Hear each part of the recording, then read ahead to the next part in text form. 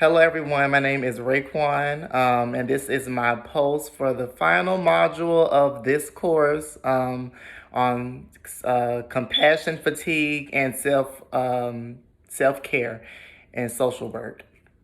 So, to start off, I would like to just say that I've really enjoyed my time at the Shepherd Center. This was my last week, actually, that I just completed, and it just has been a very awesome experience for me, hands down. I was able to kind of shadow two different case managers, medical case managers in that position. So, it's been a very awesome experience. I have nothing that I would like to change about it.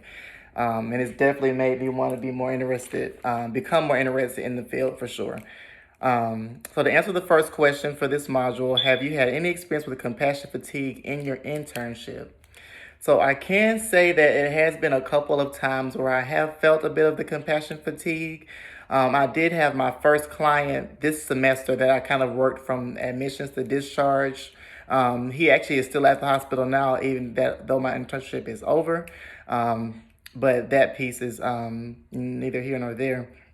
But with that, it was kind of a disheartening situation because it was he was about a 65-year-old patient, little to no family care at home or like family support that would be able to support him with his illness or his injury.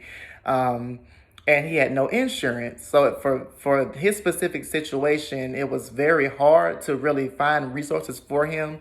Um, he had his brother and sister that would be caregivers that would be able to facilitate his injury after discharge, but they were not reliable as well.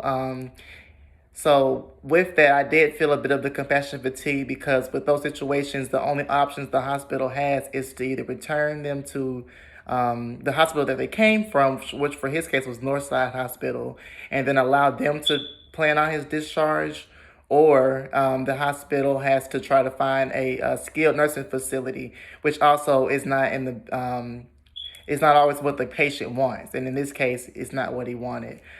He would like to just go home, but of course, just due to his injury, he's not safe to. So that was a specific example that I can recall from my experience at the Shepherd Center with the compassion fatigue. So on my self-care assessment, I'm actually pulling it up now. I just decided to, tally everything up and then get a percentage based off of the total that I would get for the total score that you can get. So pretty much like for physical, there was about 10 questions and I just did 3 times 10, and then what would be the average for that score. So for physical self-care, I got a 26 out of a 36, which is 72%. And a lot of that had to do with improving more of like my eating habits and then just taking vacation time and things of that nature, because I don't do a lot of that. So I can improve in that sense. Psychologically, I did fairly well. I got a 64%. And a lot of those areas of growth were kind of just more so doing like more leisure reading. I don't really do psychotherapy with my own, but with myself. Um, and then just I, most of that was just pretty okay for the psychological self care. Emotional, it was mainly 83%. So a lot of that was just I think the only one that I didn't apply to me was just allowing myself to cry. I'm not very much of a crier anyway, so I think that was just something that was kind of void to my specific situation. Spiritually, I did very well. That was also 83%. I feel like I am really connected with my spiritual self. The only parts that I could probably grow in would be just kind of the nature, being more involved in nature, and the meditation piece, because I don't really involve myself in meditation. I do just prefer to maybe pray and just kind of like it's explained, make time for reflection and things of that nature. Relationship care was also a very high score for me. I got about a 67%. But I think for the most part, those boxes were checked, but there are room for improvement, I guess, in regards to kind of linking and staying in contact with like faraway friends, and then like the enlarging your social circle.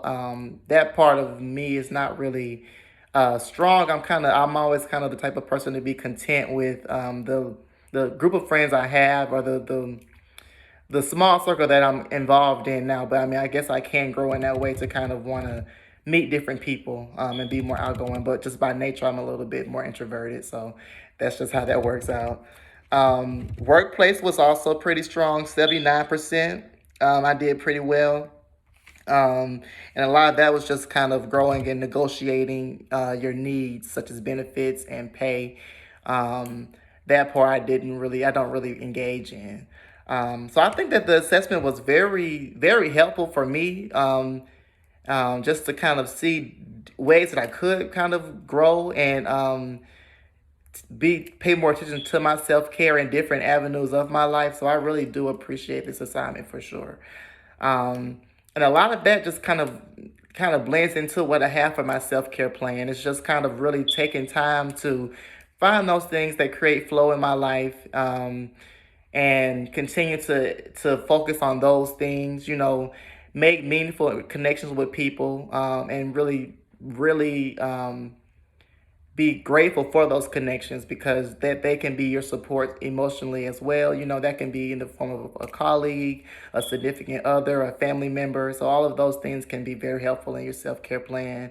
And then just I like the last one for the self-care assessment that was talking about just overall balance. How do you balance your life, leisure, play, relationships, and all that stuff. I think that was like that's the biggest goal for my self care plan, just being able to execute that complete balance in my life. I rated myself at a 3 for that, because I feel like I am able to kind of separate things for the most part, in my life. When I clock out to go home from my internship or for my work, most of the time I'm done for the day with that.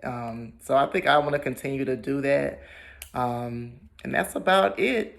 This is the conclusion of my video. I really have enjoyed this course. All the things that I've learned throughout the course, and of course, the internship was an amazing experience for me. And I am looking forward to the next phase or the last phase of my education at GSU, starting this summer and then next the fall semester.